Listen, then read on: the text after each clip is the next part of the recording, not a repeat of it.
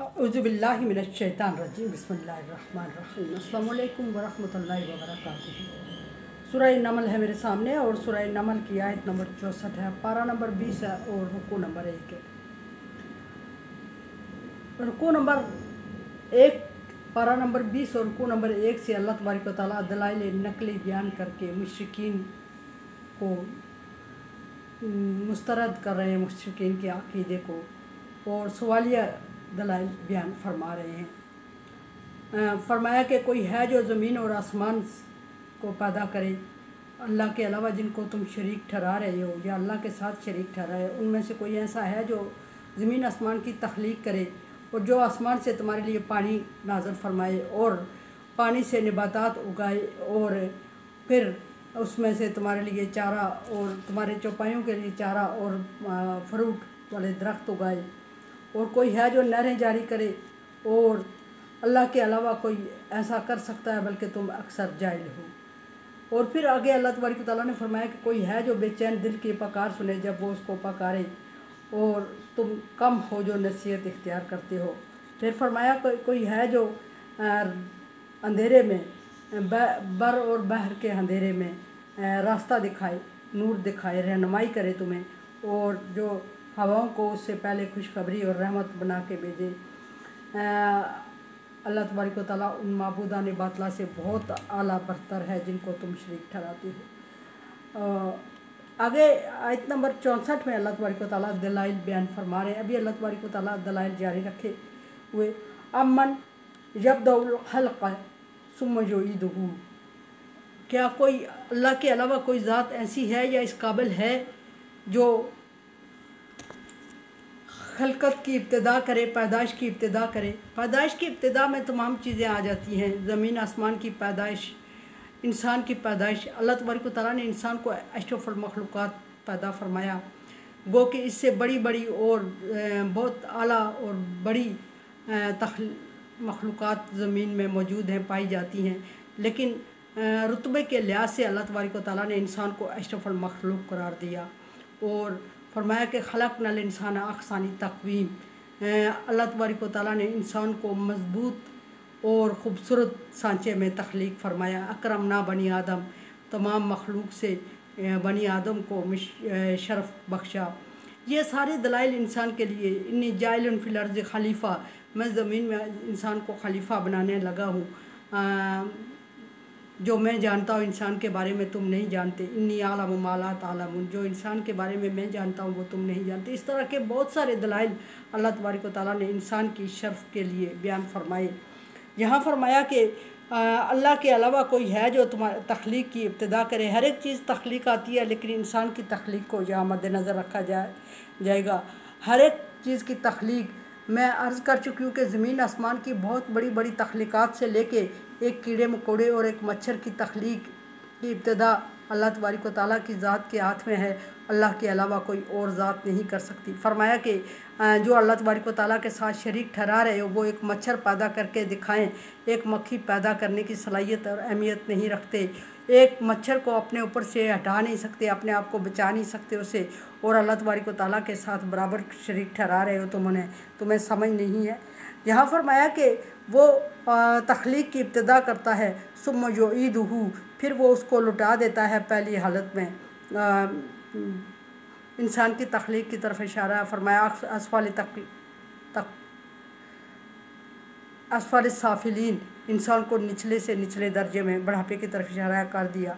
सुम्मा युईदुहु, फिर वो उसको लौटाता है। वमन, और अल्लाह के अलावा कौन है, यरज़ुकुकुम, जो तुम्हें रिज़्क़ दे, और मिन समाई वल अर्ज़, जो तुम्हारे लिए ज़मीन और आसमान से कोई रिज़्क़ पैदा कर सके। अल्लाह के अलावा कोई ऐसी हस्ती, कोई ऐसी ज़ात है? तो जवाब इसका आता है कि हो ही नहीं सकता, मुमकिन ही नहीं है। ये नहीं कि मुस्लिम कह रहे हैं, बल्कि कुफ़ार, मुशरिकीन और यहूदी, ईसाई या जितने भी मज़ाहिब हैं, सब का अक़ीदा यही है कि अल्लाह के अलावा कोई तख्लीक नहीं कर सकता और अल्लाह के अलावा कोई रिज़्क़ अता नहीं कर सकता। लेकिन उसके बावजूद वो शरीक ठहरा रहे हैं अल्लाह के साथ, वो उनकी आदत की बात है, और इसको आदत के ज़ुमरे में ला के वो कर तो रहे हैं, लेकिन गुनाहगार हो रहे हैं, अक़ीदे में शामिल कर चुके हैं। फरमाया कि ज़मीन और आसमान की तख्लीक में से तुम्हारे लिए कोई रोज़ी पैदा करने वाला अल्लाह के अलावा और कोई है? तो नहीं जवाब आता है। आइलाउन मा अल्लाही, क्या अल्लाह के अलावा कोई तुम्हारे पास शरीक मौजूद है? अल्लाह के साथ शरीक मौजूद है तुम्हारे? ये पीछे दलाइल ज़िक्र हुए कि अल्लाह के अलावा, अभी अल्लाह तबारक व तआला फरमा रहे हैं कि अल्लाह के साथ जिनको शरीक ठहरा रहे हो। मुशरिकों ने बाज़ दफ़ा अल्लाह तबारक व तआला के अलावा किसी चीज़ की इबादत शुरू कर दी, बाज़ दफ़ा अल्लाह तबारक व तआला की इबादत की और अल्लाह के साथ उसके साथ छोटे मोटे और भी माबूद बना लिए। अल्लाह तबारक व तआला फरमा रहे हैं कि जिनको मेरे साथ माबूद बनाए हुए हो उनमें किसी में ये अहलियत, किसी में ये सलाहियत है कि वह तुम्हारे लिए ज़मीन से और आसमान से रिज़्क़ का इंतज़ाम करे। अगर है अल्लाह के अलावा तो तुम मानते हो तो ए नबी आप उनसे पूछें, हाथु बुरहानुकुम, अगर ऐसा है, ऐसा तुम यकीन और अकीदा रखते हो, जैसा तुम अकीदा रखते हो कि अल्लाह के अलावा माबूदा ने बातला को वो समझते थे कि वो अल्लाह तबारक व तआला के यहाँ सिफारिश करते हैं और अल्लाह तबारक व तआला हमें रिज़्क़ देता है। आजकल भी हमारे अकायद में ये बिगाड़ पैदा हो चुका है, बल्कि अक्सरियत इस बगाड़ में मुब्तला है कि वो अल्लाह तबारक व तआला के साथ छोटे मोटे और माबूद बना लेते हैं और वो समझते हैं कि हमारी दुआ डायरेक्ट अल्लाह तबारक व तआला नहीं सुनता या हम इस काबिल नहीं हैं कि डायरेक्ट हमारी दुआ को अल्लाह कबूल करे। सो में ये ज़रिया और वसीला बनाते हैं। ये दुनिया में मौजूद हैं या दुनिया से जा चुके हैं, उठ चुके हैं, ये अल्लाह तबारक व तआला के हाँ हमारी सिफारिश करेंगे और हमारी दुआ को कबूलियत का शर्त दिलवाएंगे या कबूल करवाएंगे, ये इनके इख्तियार में है। दुआ कबूल करना, कहते हैं दुआ कबूल करना, इबादत कबूल करना अल्लाह तबारक व तआला के हाथ में है, लेकिन कबूल करवाना इनके हाथ में, इनके बस में है। हम डायरेक्ट अल्लाह से कबूल नहीं करवा सकते। ये बहुत ही गलत अकीदा है। और अल्लाह तबारक व तआला फरमाते हैं कि इज़ा साला का इबादी अन्नी फ़न्नी करीबुन उजीबु दावता दाई इज़ा दानी फल यस्तजीबू ली वलियुमिनु बी। है नबी, मेरे बंदे मेरे बारे में पूछ रहे हैं तुझसे, आप उनसे फरमाएं कि मैं उनसे करीब तरीन हूँ और हर पुकारने वाले की पुकार का जवाब देता हूँ, सुनता हूँ और जवाब देता हूँ, बशर्ते कि उसने ये नहीं कहा कि नबी वली की बात सुनता हूँ, गुनहगार की नहीं सुनता। अल्लाह तबारक व तआला ने फरमाया कि हर एक की सुनता हूँ, बशर्ते कि मुझ पर ईमान लाने वाले हूँ।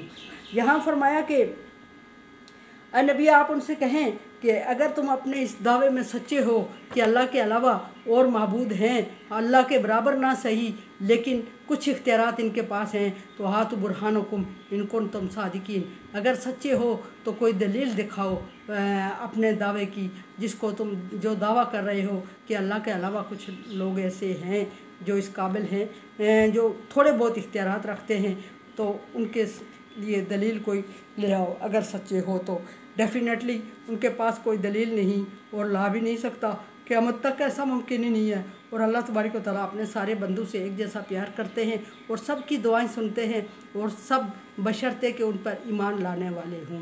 अगर अल्लाह तबारक व तआला नहीं सुनता काफिर मुशरिक की दुआ, ईमान ना लाने वाले की दुआ नहीं सुनता, जो उस पर ईमान लाता है वो चाहे गुनाहगार हो उसकी भी सुनता है, चाहे कोई परहेज़गार हो उसकी भी सुनता है।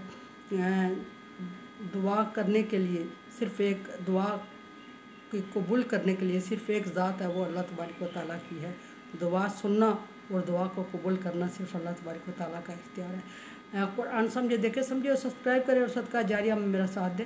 अल्लाह तबारक व तआला का हुक्म तावनु अला बिर्रि व तक़वा, नेकी और भलाई के कामों में एक दूसरे से तावन करें। सो चैनल को सब्सक्राइब और शेयर करके तावन करें।